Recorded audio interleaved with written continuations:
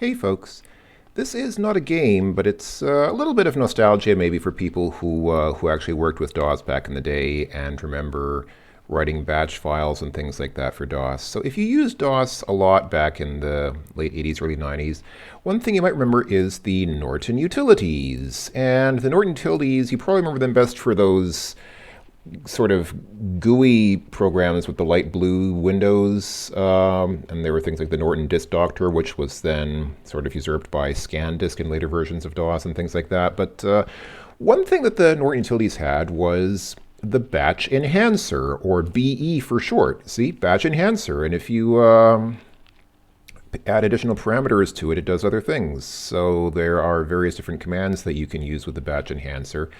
And the idea was simply that you would use this with batch programs. You know, you'd write batch files for DOS, and this would add enhanced functionality to batch files for DOS. So what do we have here? I'm just going to go briefly through some of the commands. So like the first command is ask, obviously. So it says at the bottom, if I was a specific command, type BE command, then the question mark. So what you do is you type BE ask and then question mark, and it explains how to use the ask command. So right, so pretty straightforward. You put in the prompt there in quotation marks, then you put a list of keys. You don't have a default key and a timeout and things like that, but I won't bother with that. But yeah, the idea here is basically, so you say BE ask and then put a prompt here, so say something like, so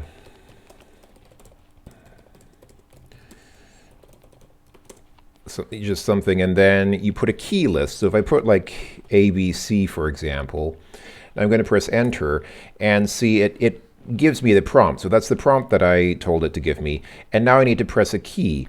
But if I press anything other than A, B, or C, nothing happens. So I have to press either A, B, or C. So I'm pressing like a bunch of other keys and nothing happens. But now if I press, like, for example, C, now it goes on. So, and it records, like I guess it sets the error level to the option that you set. And so batch files back in the day, you'll probably remember if you wrote a lot of them, they had a lot of lines like if error level and then some number, then, then do something. So basically there was something called the error level, which didn't necessarily have to be an error. It was just sort of the result. It was like the returned result of whatever the last command returned. And based on whatever that so-called error level was, you'd then decide what to do next. So yeah. DOS later came with its own command to do that, but my first PC had DOS, it had MS-DOS 5.0 on it, and MS-DOS 5 did not have its own faculty or anything like that to prompt a user like this in a batch file. And so it was actually it was kind of a big thing back in the day to be able to do that. I think it was MS-DOS 6 that first came with the choice command, which allowed you to do something similar. But before DOS 6, you had to use either the Norton utilities or some similar program to get interactive user input in a batch file. So it was kind of a thing back in the day. All right, moving on. So we have beep. So what do we have here? BE beep, question mark. Right, okay, so you can set the duration of the tone. I think if you just say BE beep, it does nothing. Yeah, you need to set, like, at least you need to set a duration. So let's say the duration is, so that's time in 18ths of a second. So let's say 18 for 1 second. And then frequency, I don't know, let's say frequency of 200. There you go. I guess that's probably a 200 hertz tone. So yeah, 200 hertz tone for 1 second. There you go. And you can repeat it. You can wait between tones for a certain number of 18ths of a second. So echo text, things like that. But yeah, it just creates a beep. I mean, it's nothing too fancy, but that's what it was. And again, having the ability to create any kind of sound using a batch file was not, not necessarily amiss. I mean, it could be useful for certain things. Okay, box. What does the box do? The batch enhancer in the box. Okay, so it lets you define the 4 sides of the box. Like, so basically, so we say BE box, and then the top line, let's say it's line 2, and the left line can also be line 2, and the bottom line, let's say it's line 15. and the right column is, let's say, column 40, then, yeah, see, it makes a box. It presents a box on the screen. It's my batch in a box. Yeah, so that's all it does. And then if you can also do like, what does double do? Oh, it makes it, oh, double box. Wow, that's pretty awesome. That looks really cool. It's actually kind of, if you switch back and forth between them, actually, I know it's something simple, but it actually looks kind of cool the way it, sorry, excuse me, I'm actually irrationally pleased by how it looks when you switch between the single border and the double bordered box. And you can specify a color there. So if I say red, it makes it red, and blue. Yeah, we can talk about, we'll talk about different colors. So there are different colors recognized by Batch Enhancer. I will talk about those a bit later. But let's move on. So there's CLS. So BECLS question mark. What does CLS do? Hold on, I think it clears the screen, but let me actually clear the screen so that I can see them. All right. Oh yeah, and this also works based on colors. So if I just say BECLS, it does the same thing as if you just type regular DOS CLS. It clears the screen and gives you just a prompt with nothing else. But you can specify color. So again, and this will actually change the color of the prompt, I believe. So like if I say yellow, for example, well, the yellow that it uses this is actually more like brown, or is that orange? I'd say probably more like brown. Yeah, I think actual yellow is what they call bright yellow here. Yeah, there we go. Yeah, they have this weird sort of naming convention where like colors are bright. So like this is bright yellow and regular yellow is not yellow, it's brown. But anyway. All right, moving on. Next one is delay. I think that's pretty much just, yeah, it literally just waits for a certain number of ticks. And again, one tick is an 18th of a second. So if I say BE delay 18, yeah, it waits for 1 second. Pretty straightforward. Okay, what does exit do?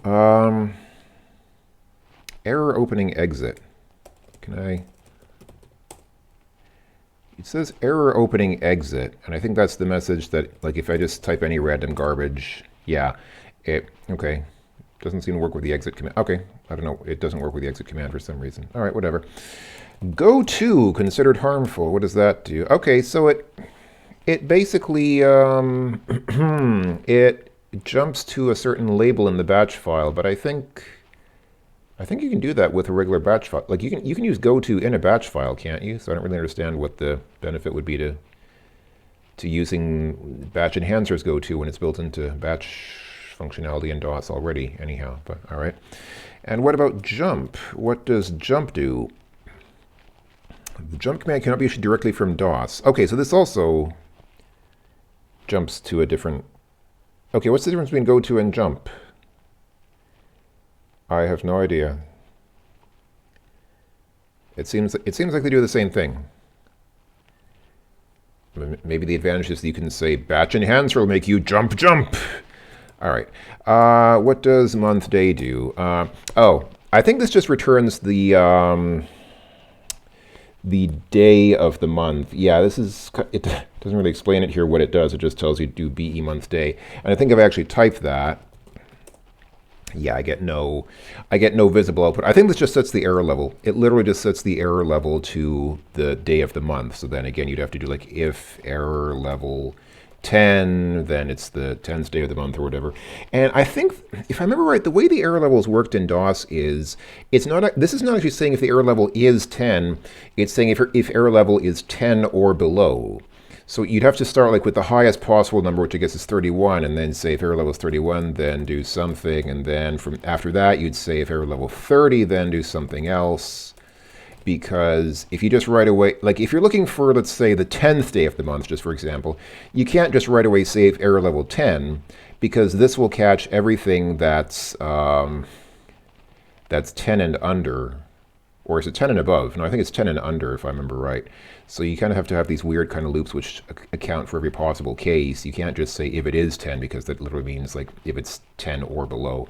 It's kind of weird the way that worked. It was a little unwieldy in my opinion, or at least I found it that way. All right, moving on. What does print? I'm gonna guess print car probably prints a character. Okay, so if you have like a specific character that you want to print a specific number of times, if I want to print like the letter A 20 times, I got it 20 times. And I can make it green if I want. Yeah, there we go. That's what that does. All right, BE reboot. I'm gonna guess that this reboots the computer. Yeah, so you just say BE reboot, and you can also, for example, say that you should verify. So if you use the verify switch, it will say reboot the computer now. So I'll say no. Oh, that's interesting. It actually puts. You know what's funny? I remember when I was a kid and I was messing around with this. If you pressed N, or at least when I typed N in response to that question, it wouldn't put the N at the end like it has here. It would actually, it would have the cursor at the beginning of that line. And so after you put in N, that line would change to reboot the computer now. And because I first saw that when I was like 10 years old, I got into the habit of saying reboot. Like even today, if I say if I'm gonna reboot the computer, sometimes just to be silly, I'll say I'm gonna reboot the computer now, and that's where that comes from. But maybe I had an earlier version. I think I had an earlier. This is Norton Utilities 7. I think I had Norton Utilities 6. Yeah, because this is from 1993, as you can see, and the version I like, the computer that I had it on was from 1991, so it must have been an older version because version 7 of Norton Utilities hadn't been released when I had that computer. So it must have been Norton Utilities 5 or 6, I guess. So they must have fixed it in this version. All right, moving on. Row call. I guess that just sets the row and column. So if I say like BE row call, let's say row 5, column 40.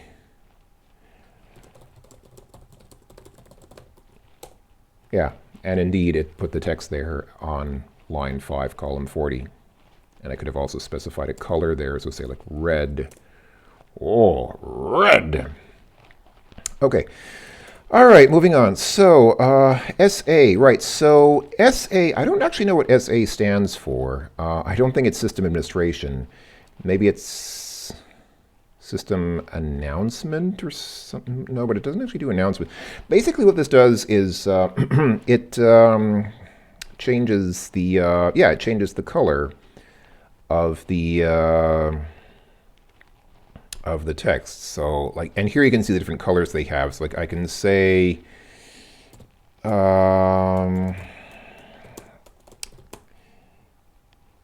yeah, what's funny is, so white is actually the basic color here. This is what is called white. If you want to make it really white, there is the concept of bright white. And see, now this is like really white. The other color is more like gray, but this is bright white. So what do we have here? We have black. Now it's black, so I can't see what I'm typing in. I'm gonna. Oh, it's still. Oh boy, I'm gonna have to. There. Hey, come on. There we go. Okay, I had to type in BSA white to be able to see the text again. All right, and yeah, and stuff. Yeah, so there's blue. So funnily enough, for blue, there's no light blue or bright blue. Instead, there's cyans. Like if I say blue, now it's kind of dark. But if I say cyan, yeah, it's not really cyan. It's more like, I don't know if I'd call it cyan. It seems more like a different light blue to me, but not quite cyan. But anyway, yeah. And then there's no purple or anything. There is magenta. So there we go. Now it looks like this. Like I said, there's yellow and bright yellow. There's green, and then there's bright green. Actually, is that green? That looks almost white to me. That doesn't look like.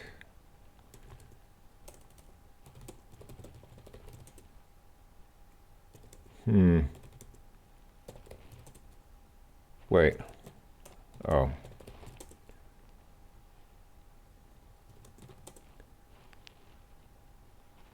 Odd. Hold on. Do I need to do?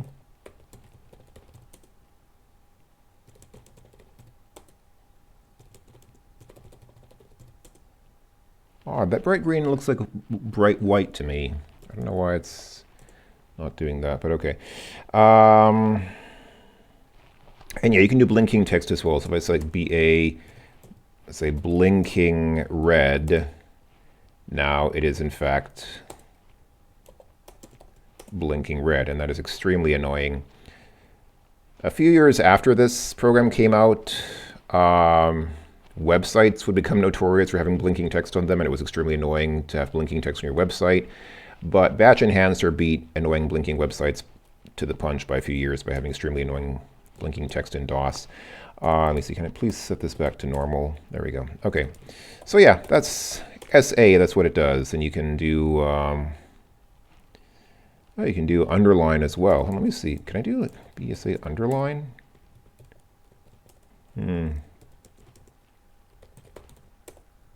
Okay, it does reverse.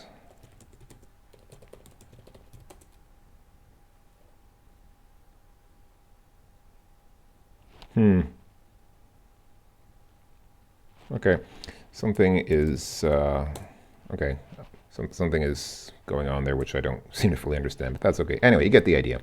Okay, shift state. What does shift state do? I believe, so again, it doesn't tell you what it does. I think this just returns whether the user is holding shift on their keyboard or not. So I guess it's useful if you want to know if the user is pressing shift, then you can know that with this. And again, I think it just returns an error level. Trigger is, yeah, triggers at a certain time. So I guess this is if you want to schedule something. It's like a scheduled task. So schedule something to happen at a specific time, and then some process, some command starts or whatever. Weekday, I think it's just like month day. It just returns, yeah, exactly. Sunday is 1. Uses American style calendars where Sunday is the first day of the week and Saturday is the last day of the week. Yeah, it just returns the day of the week. And then window. I think window, yeah, window's kind of like, it's kind of like box. Like basically it does the same thing. It draws a box on the screen. Like that, yeah. And you can do this zoom thing, and you see that? It's a little hard to see. It kind of goes fast. Even if you slow DOSBox down, I think it goes pretty fast. But you can kind of see, instead of just popping that window on the screen, it sort of explodes a little bit, like it kind of starts in the center and then expands out to make the box. So that's that. So yeah, that's that. That is Batch Enhancer.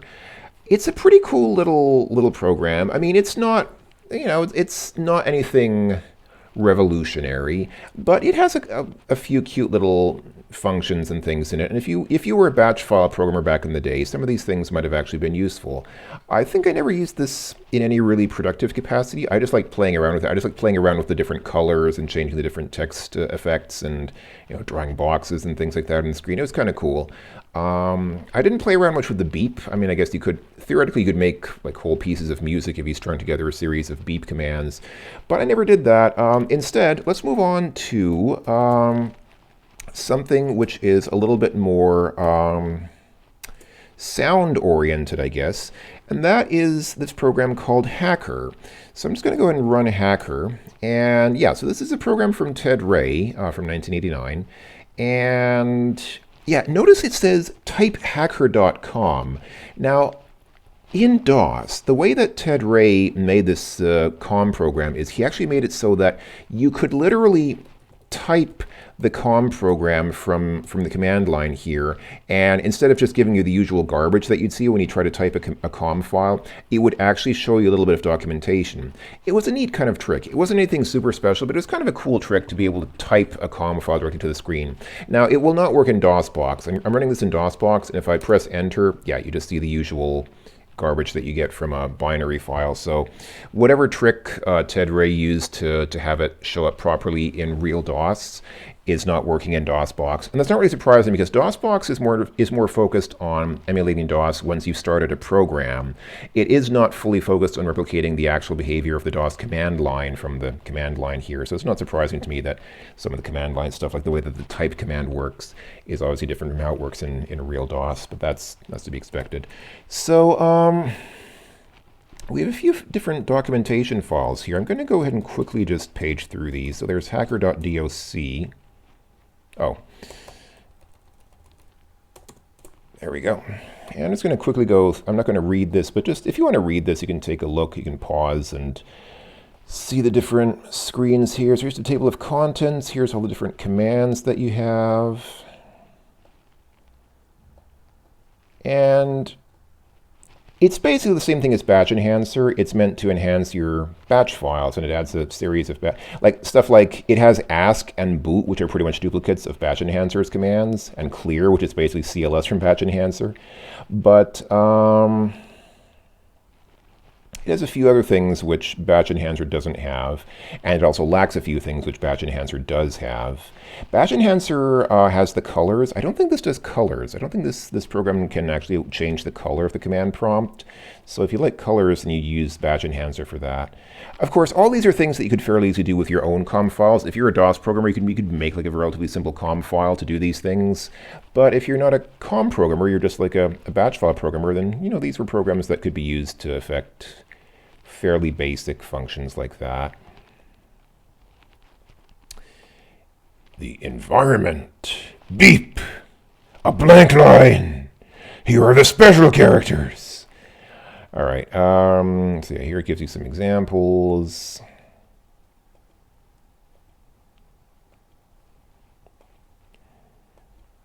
Oh, it even has an index. Check this out, man. Text file with an index in it. Pretty awesome. Acknowledgements, revision history, bug report,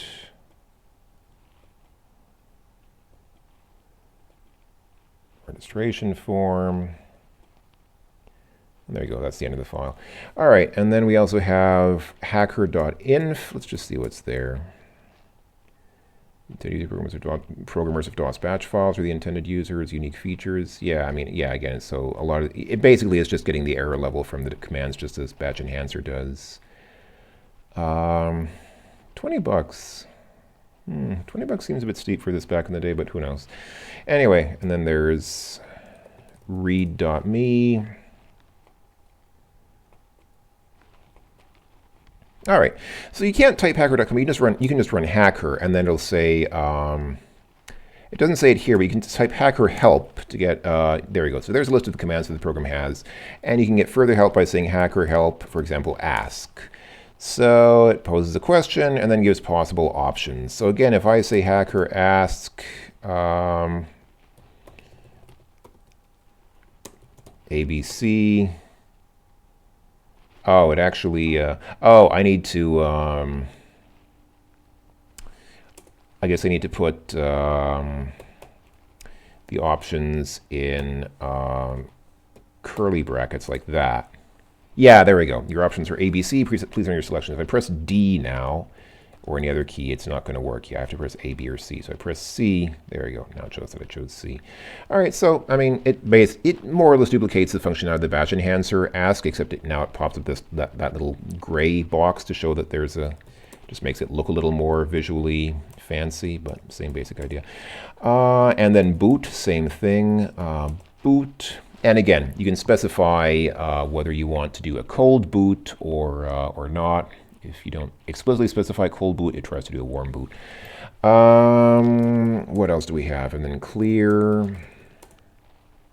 Yeah, moves the cursor up a certain number of lines. So it doesn't necessarily clear the whole screen. You can say hacker clear just like the last 8 lines. And it does. It clears 8 lines of your screen. So that could be useful, maybe. What else do we have here? Fix. Fix actually does 2 different things. Yeah, so one is it changes the cursor definition to basically specify which lines, because the cursor contains, I think, yeah, like 16 lines. So you can specify which vertical or horizontal lines of the cursor should be on. Not very, I don't know if that's very useful. I mean, I guess it could be useful for some things, but I don't feel like it would be super useful. And then the other one was, I think, files, right? Or file, singular. Yeah, so you can guarantee that each carriage return is followed by a line feed, or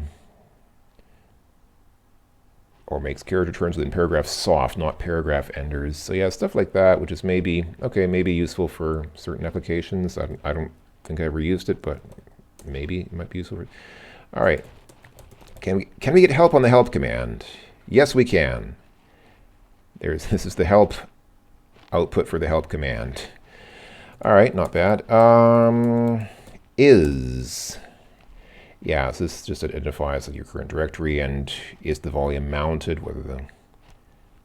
I don't actually know how that works. Packer is volume. Okay, checks if the volume is mounted. So it's error level bit by bit to when the volume is mounted, 0 otherwise. Up to 8 labels can be checked as one at once because there are 8 bits in the error level, I guess. Okay, cool. Hacker help note. Oh, it just displays a high visibility message. So hacker note. Hi guys. There you go. A high visibility note, so you can see it even when you're across the room, not paying active attention to the screen. It's very highly visible. What else do we have here? Show. Yeah, this basically controls the... so again, you can control the cursor, or you can look at volumes mounted. It's interesting. I just say hacker show hidden. Does it? Yeah, no hidden files found. Okay, fine. Oh, it shows hidden files within the current directory. Okay, I see. All right, fair enough. I mean, you can just use the attrib command for that, I guess, but all right. Oh, yes, and here we go. Sound. So this just plays one preset sound. So the game, or I call it a game because it's kind of like a toy. I feel like it's more of a toy than something really serious that you'd seriously use, but it's not a game. It's a program. It comes with, let's see, 7 times 3, so 21, right? Yeah, 7 times 3 is 21. So, so it comes with 21 predefined sounds. So like if I say hacker sound alarm, whoa. It's going a little faster than it's supposed to because it's because the DOS box is fast, but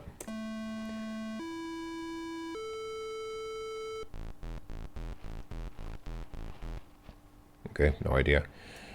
Let's see. What is Celeste?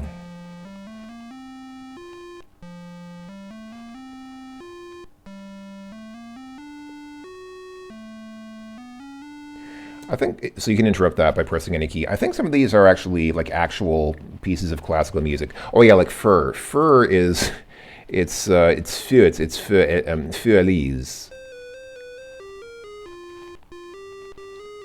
Yeah. And then a lot of these are just sound effects, like Ray's, I remember, is kind of cool. Kind of cool sound effect. So this was one of the things that I played around with the most, just putting different sound effects into programs and things like that. But it's always, this is always just like for fun. I mean, this is not something that you'd really use mostly for serious kind of usage. I mean, this is just for fun. It's kind of like a toy. All right. Moving on. So that's sound. Then we have wait, which I think literally is just, yeah, it just waits for seconds. So batch enhancer lets you wait in 18ths of a second. Hacker lets you wait in seconds. So if I say hacker wait 1, it waits for 1 second. And finally we have what. What is what? What? In the hacker. I said what? In the hacker. You want to do it in the hacker? Okay. So, I'm trying to take the following objects: date, day depth, drive, mode, and time. Yeah, so these are basically just like, again, it's just returning an error level based on the current, I guess date is the day of the month, day is the day of the week, time is obviously the time. Depth is, I believe, let's say if I, yeah, so depth is the directory depth. So like the root directory is 0, and then the directory right under the root directory is 1, and so on. Drive and mode. What are drive and mode? Oh, very simple. Okay, so yeah, there's your answer. Like drive A is 1, drive B is 2, drive C is 3, and so on. Okay, and the other one was mode. What does mode do? Oh, it's okay. It tells you the graphics mode. Okay. What if you're in? I guess I was going to say, what if you're in graphics mode, like mode 13 VG? But then I guess it would be, yeah, it would return 13 because that's the actual, it returns the actual graphics mode. Okay, I see. Fair enough. I think that's it. That's pretty much all that Hacker does. So yeah, so Hacker is kind of more of an auditory experience if you want to play like fun little sound effects and things in your batch programs. And then Batch Enhancer is more visual. Again, it has the colors, it has little box drawing tools and things like that, which is kind of cool if you want to make something a little more fancy visually. And they both have functions for, prompting the user for input, and, things like that, rebooting, checking the current date and stuff like that, which was kind of difficult to do with DOS if you didn't have a program like this to do that with. So yeah, these are programs that you might use back in the day to add a little bit of extra functionality to batch files, because writing batch files really was a thing back in the DOS days. I mean, there are still batch files for Windows today, but people don't use them or write them as much, I don't think. But yeah, batch files in DOS, it was, or they were a thing. It was something that people did, writing batch files, and these were some ways that you could make them a little more fun, a little more visually appealing, and a little more functional. So yeah, that's all. Like I said, just a little bit of nostalgia for people who used DOS back in the day. Hope it was enjoyable. Thanks for watching, everyone. I'll talk to you folks later about other stuff and things relating to old computer stuff. Until then, bye-bye for now.